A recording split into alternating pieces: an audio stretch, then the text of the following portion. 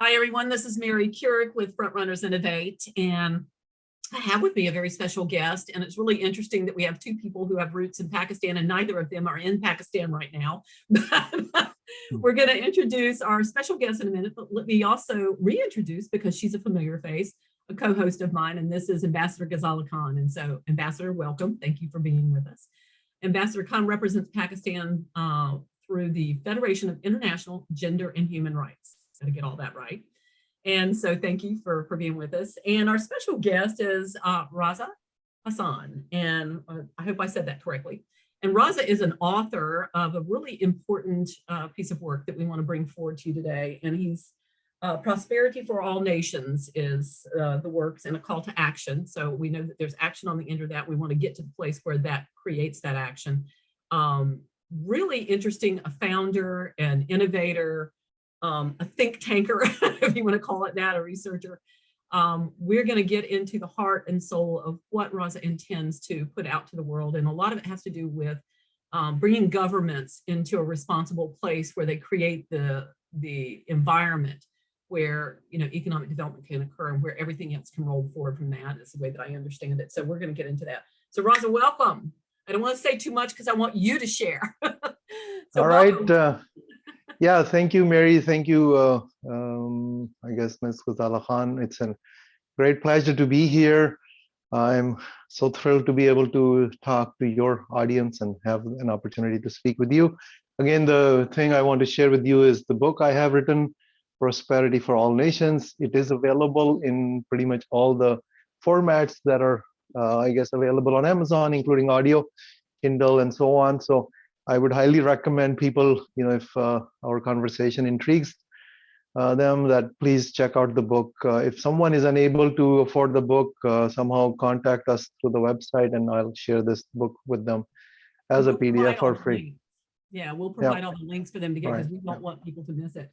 But let's kind of start a little bit with your background. You want to share a little bit, bring us up to date from where, where the string or the thread led you into the work that you're doing now. All right. So I guess, again, why did I write this book?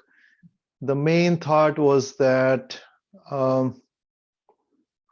it kind of started with some conversations with my father. The common myth, I believe, that prevails in the intellectuals in most countries is that somehow the people and the economies of these countries are not as, I guess, subservient or able to, have poverty, basically. So why is there poverty in the world? And people somehow have this notion that, because people are uneducated. Okay, there are other myths also. Some people say it's religion. Some people say it's geography, it's culture, it's sometimes, the surroundings. And I researched this kind of to death to get an answer, to find out what is going on in this world that makes some nations prosperous and the majority of the world is just, poverty stricken. And I think over 5 billion people in this world are living a life where they're not able to contribute fully to their own needs, in addition, to all the other people that exist. Because I think, the best contribution or what exists on this face of this earth, the resource is the human resource. And somehow I believe that people value gold and diamonds more than the human resources. And my goal is to help people understand that human resources is what creates value for all of us if they are put in the right place. So I think that's kind of the fundamental reason for writing the book. And then I guess the book uncovers and sort of helps people understand the myths and then what it takes for any nation to be prosperous. Great answer. I really think that there's so much depth to what you've discovered that I know there's no short answer to the theme of the solution that you have, but can you give us a little synopsis? So the synopsis, my discovery is that for any nation and even a human being to be fully productive, and for the nation to be prosperous, the number one thing is justice and equality. Okay, if in any scenario, any location, if a human being is not getting those two things, so justice is something that if it is violated, it becomes almost like a sickness for that individual to live with. Okay, you can be in a relationship where you're not justly or equally treated. Yeah. Is going to curtail and limit your ability to do well yourself. And if you don't do well yourself, you're not going to be able to do well for other people. All right. So that's the one fundamental thing. The second fundamental thing is that why do we want equality and justice is just an innate human need. Even if a child is 3-4 years old and they're playing with other children, and if one children cheats, they complain and fight, and they say, I mean, either they're going to fight or they're going to say, I don't want to play with you. You cheat. Okay. So the same innate human need exists throughout our lives. If anytime we feel we're cheated, we become disengaged. Okay. If we don't have any choice, I mean, if you have the choice, we complain. But if we know that we don't have any way to do anything about it, we just say, okay, this is the way it is. It's just like living in a jail cell. This is the way it is. I'm going to live with it. But you are not fully motivated to live to your fullest potential.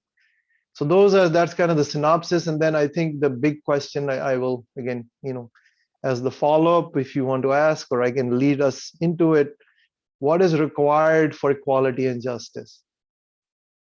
I think that's a great question. Go ahead. All right. So for justice and equality to exist, the opposite of equality and justice is, I guess, injustice that manifests as corruption. Okay. In any country which is poor, they will have, I mean, the poverty and corruption are sort of, I guess, there is a mathematical relationship that they're inversely proportional. Okay. If you have more corruption, you're going to have, or maybe they're directly related. I guess if they have more corruption, you're going to have more poverty. All right. So the thing that I understood is that for corruption or injustice to take place, some people have more power than the majority of the people. So the power is concentrated because for us to do anything wrong, as the saying goes, power corrupts and absolute power corrupts absolutely, right? So without power, you cannot do something wrong. Okay. I mean, poor person working in a field and walking on a street does not have the power to do something wrong. And what I studied is that the countries that have prosperity have a government structure. Okay. It's not, you cannot just make rules and say, oh, don't do something wrong. It should be a structure which creates checks and balances so that no one individual has the ability to do something wrong. Okay. It's not about what's written in the book. What's written in the book, people are aware of it, but they're not obligated or they're not forced to live by those rules. Okay. Every country, I think, has the right rules. It is the structure that is missing. So just to give you an example of what I mean by structure. Okay. I'll use two examples. I think the US is a tremendous example. And another country, Switzerland, is also, that's where actually I came back yesterday from, is a tremendous country. Okay. I guess, let me back up. I guess, let me kind of give us sort of more, before I get to the solution, the state of why these countries have this concentration of power. The issue is that before democracy came out, the countries were either colonies or they were ruled by dictators. All right. When you're a colonizer, like in UK was for India and Pakistan and the whole world, your goal is to go to those areas, and they say we're doing the same thing in the US, that you extract wealth and take it to your home country. Okay. I mean, they were that, the whole Tea Party and no representation without tax, or no taxation without representation. These are all the issues of taking money. And there are many books written about money taken away from the whole Indian subcontinent at that time by the British. But that's what they were aiming for, and that was their goal. Same thing if you are a dictator, your goal is to command and control your population, to be subservient and not anybody violate that control that enables that dictator to stay in power. Okay, these are the governments where the people are working for the powerful, not the other way around. The other type of government is where the government is for the people, by the people, of the people, and they're complete opposites. Okay, so the thing I want to explain is what happened with example, most of these colonies in India and Pakistan is like, we know them very closely, and that's what I have analyzed closely in the book, but applies across all the colonies or dictatorships, is that those countries, let's just focus on India as an example, got liberated. Pakistan and India became countries, but the people who were the rulers, or the people who took over the British, did not know any better, did not think anything better. They just assumed the same role that the British had. They moved into their big, the word in Pakistan is a haveli, or just a large estate. They moved into their same roles with the peons working for them, and they just started acting like those British, okay, that were there before. Opposite. So, and the issue is that same structure remains in these countries. No new laws have been formulated. When a police officer stops you in Pakistan and they're saying you're caught under whatever, section 104, that law was written by some British people in the past. Okay. The issue with this concentration of power was luckily understood by Americans and the forefathers, that they said, we're not going to follow and use the same system that the British had developed. They created a completely distributed governance structure, to the extent that the first constitution did not even have the concept of the presidency. Okay, the idea was that we're not going to have one person called tyranny. And just to give you the distribution of power in the US, all right, in Pakistan, India, the police, let me back up, sorry, I'm just jumping through thoughts here. The three agencies that provide equality and justice in any country, number one is the police. Okay, when you have a problem, you go to the police. Number two is your judicial system. If you have any issue, you go to court. The third thing is the distribution of tax money. All right, if these three things are not dealt with in a just fashion, you will have concentration of power, and you will have abuse of that power. All right. In Pakistan, India, and most of these countries, the police is centralized, it's controlled by the capital, right? The judiciary is somehow linked to the capital, the positions are nominated, so they are controlled by the people who are in power. And then the taxes are also collected by the central government. They take everything and then they decide who they want to distribute that money to, right? Police, when they're working in a concentrated fashion, they have no allegiance to that local population. In these countries, people are afraid to go to the police when something goes wrong, okay? Because then the police kind of, instead of helping you, becomes your problem, because they're going to try to extract something out of you in trying to help you, all right? If a police officer stops you in Pakistan, there are two things happen. The police officer gets a call from somebody who says, let this person go, this is my cousin or whatever, okay? If that police officer does not let them go, the police officer faces consequences.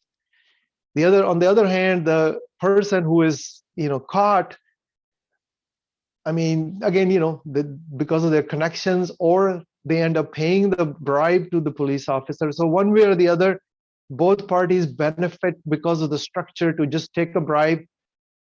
I mean, if I were caught, it's the cost and the consequences are higher than paying some money. If the police officer catches me, they also face worse consequences just than taking some money on the side.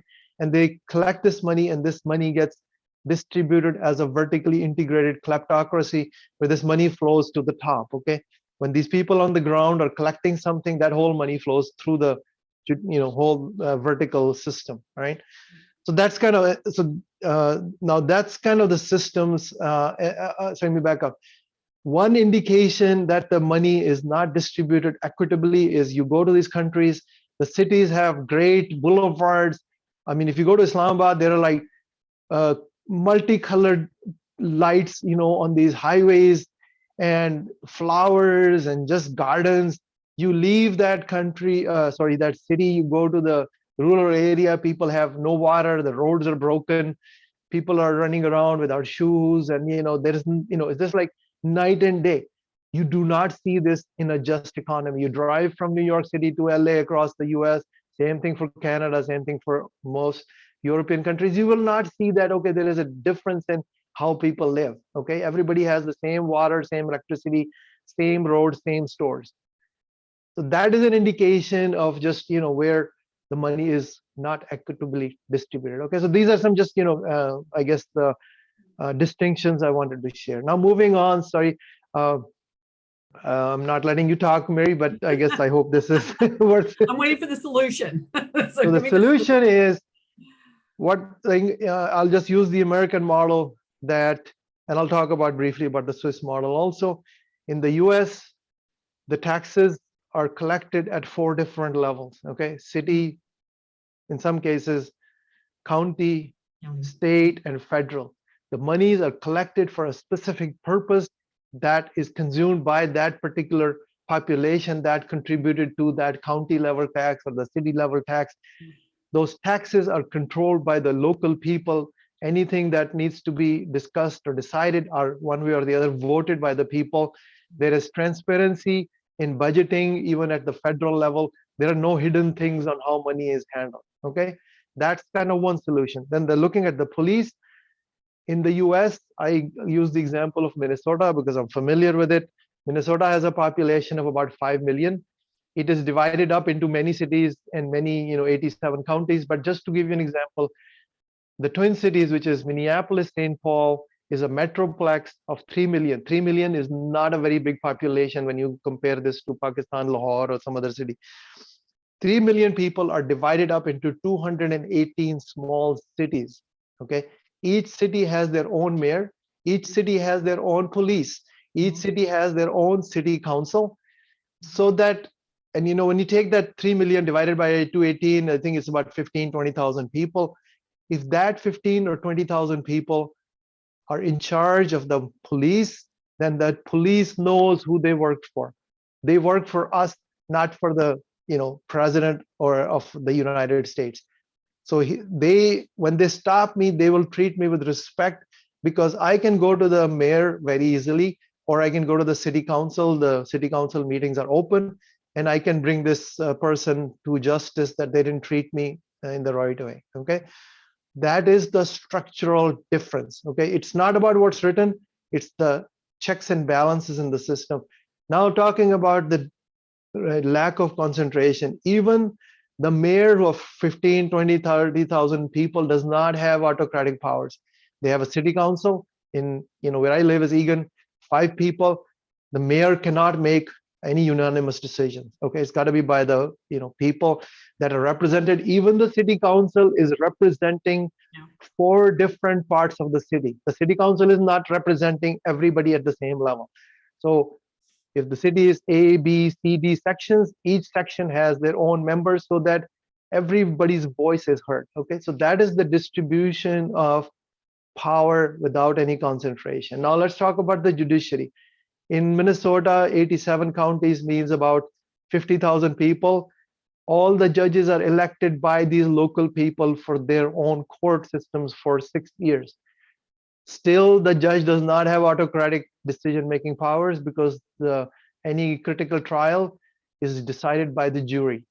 Okay, even the jury, when it is selected, it's not like, oh, these 5 people come in, they're going to decide. No, they bring in like 25, 30 people, and out of that, they pick people, and then whomever is selected cannot talk to any outside person outside of the court system. Their phones are taken away. They cannot talk to their family. They cannot read a newspaper. They don't have access to TV. So and nobody knows who these people were going to be before they get there. This is how the distribution of power is maintained. All right. Same again. So I've talked about these three things in the US, okay, which is pretty remarkable. The federal government only has 5 things that they manage. Okay, defense is number 3 thing on their list of amount that is allocated. Now I'm going to use the example of Switzerland. Okay, the remarkable thing about these countries, US has shared this system with Germany and Japan through the Marshall Plan, and you can see nothing is common between these 3 countries. Continent is different, race is different, language is different, culture is different, everything is different, but these 3 countries own 75% of the world global, brands, okay, like Coca-Cola, Toyota. I mean, if you talk about China, you will not be able to give me more than a couple of brands that come out of China, okay? So now let's talk about Switzerland. Switzerland is a country in the world and in Europe as one of the wealthiest countries, okay? It's a landlocked country, so no port. That's usually considered one of the things, that you need to be progressive or economically successful. The land is mountainous. There's very little agricultural land, okay? It's all mountains there. The third thing is they have very little natural resources, no oil, no gold, nothing of that sort, okay? But they have divided their 9 million population into 26 cantons, which are sort of their states. The presidency is just a ceremonial position. The president is changed every year. They have no powers besides, in addition to their 7-person governance council. So all the decisions at the presidential level are made by this council, which is representing different cantons and so on, okay? So there is extreme distribution of power. Then in addition, okay, in the US to discuss issues, there's voting or elections every year. In Switzerland, it's 4 times a year. And any person, if they get 50,000 signatures, can bring a new thing to vote, all right? So, and again, within these cantons, they have, I guess they call these villages. It's just terminology, but there's like small cities, and they have their own, governance structure and taxes and so on. I would highly recommend visiting Switzerland. It works like a Rolex clockwork. It's just amazing how well it works. Okay, I used to think that US is like works, in the best possible way, but Switzerland is even more impressive. Okay, so that is the solution if you don't have, and similar systems are implemented even in the UK. Okay, the UK used a different system for extraction. Within their own country, they have, I think it's called like the city council, or I forgot the exact terminology, but they manage local services and so on. If you don't have that, you're not going to be able to have justice and equality, because some people have power. And then the model should be that, in Pakistan, they have this concept of chowkidar, which is like they get their own private security for a neighborhood. Okay. Mm-hmm. Nobody could ever imagine that person who is the local security guard paid by these people is going to do something against the will of that little entity, right? That's the way the government should also be managed and handled. These people are our servants. In Pakistan, they act like they're some royalty. Okay, when these powerful people are on the road, they shut the road, and poor people are treated like dirt. Okay, so I think that's kind of the thing I want people to understand. My study again in this book shows that there is nothing else that can be done. And I studied this. Why I thought of this is that I studied how an organization should be designed to achieve higher levels of productivity. And I said, if the organization can change, this should be applicable to the nations also. And that's why I, made this quest to learn that. Same thing with Japan. Okay, they have 66 prefectures. Switzerland has 24. I guess it's called the Bundes something, which are their states. Same structures are there. So go ahead, Mary. I guess I wanted to wrap this here. Yeah, I wanted to give Ambassador Khan a chance for a comment before we end up, but I think that it is important work. And I think that it's great that you put it in a book format so that it's easy to pass along to other people and maybe start to integrate into the right places. So Ambassador Khan, I'm going to shut up and let you have a moment here. Yeah, thank you so much. It was a really nice intro of the book and the idea which is in the mind of the author. Mr. Raza explained it very well. And everyone knows it because it is embedded into the whole society since 1947 when the Pakistan was Pakistan get its independence, and we inherited the British rule and we followed it because no one at that moment tries to make the changes, and it's coming from generation to generations. And even now the youngsters are still, because they are inheriting these things from their own parents, even the politicians and the politics is inherited from the families, and it is revolving around the same people since 50-60 years. And we need to work on that. For that we need to empower, encourage and teach our youngsters and bring the new blood in the politics, in the society, in the policies, because that elite class which is working since 50-60 years, and they are just transferring their powers and their positions to their youngsters, and even implanted the same ideas in their mind. So it needs a lot of work, and I hope that this book may bring a change in the same structure. I wish him a best of luck for that. Right. So I think, just if I may add, what I want to do is, again, I am a big believer in the power of the internet because it helps people connect. I mean, Facebook has 3 million or 3 billion people, sorry. So first thing is, please, again, my goal is I've created a nonprofit, so I'm not here to make any money on this book. That's not the goal. The goal is to create this awareness, because I personally, actually, surprisingly, I did not see this awareness even in the US. Okay, I had an opportunity to spend time with a couple of congressmen for a trip to Washington, DC. If you ask a normal US person, what is the reason for prosperity here in the US, people don't know the answer. Okay, and then, so I think the goal is that this should be made a well-known fact throughout the societies, that this is what's required. Okay, you cannot have concentration of power in governance. So whatever all of you can do, okay, to spread the word. And what I have done is I have launched this Prosperity Web, which is a web-based organization to connect people, just like Facebook, to deal with this.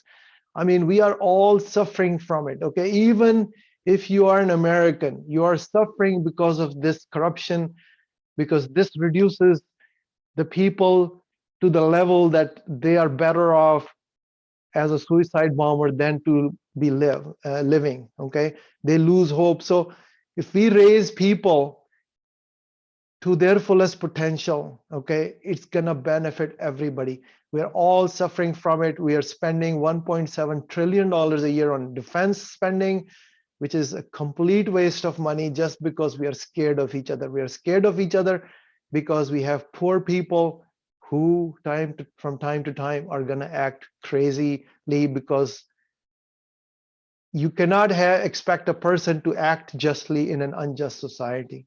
Okay, that's my quote. So with that, I guess we have 5 more minutes here, I'm assuming. So anything else? We've got to get ready for another okay. conversation. But what I want to say is, and you ended that beautifully. I love that quote. Actually, you can't expect people to act justly in an unjust society. And I think that's just the thought that we kind of leave with, that kind of would help us motivate to go forward. I can ask you one last question and then we'll have to bug out. But who do you need to help you move forward? I mean, it feels like a movement that you're doing. Right. Yeah. So I think the first thing we need is the ability to raise funds. Okay. And I think I would like, again, the goal would be that somehow the US government understands and the officials understand, so they can sponsor some of this, I guess, awareness project. the goal right now is to help create this awareness. And this is, like a global project. I need financial help. I need the word to get out, because I think there is, in the US, about $1 trillion are given to charity. Okay. I'm not trying to make money, but I want this to be changed so that we can all enjoy the whole world. Okay. The world has a lot to offer, but 80% of it is curtailed because of this concentration of power and corruption. I think that's perfect. In this world where we have a lot of organizations that deal with peace, and I'm actually getting ready to interview another person this afternoon who's with a peace organization, I think this is a good slide in. It's a good meeting point where peace can exist. You're going to have that level of environmental support for that peace to occur. And so it seems like a good dovetail. So there may be some connections there for you, Raza. So we'll work on that. So I want to say thank you to you very much for your words of wisdom and your help in trying to do the right thing with getting people to wake up to what's happening. And Ambassador Khan, always a pleasure. And so I'll look forward to talking to you next on the next conversation that we have.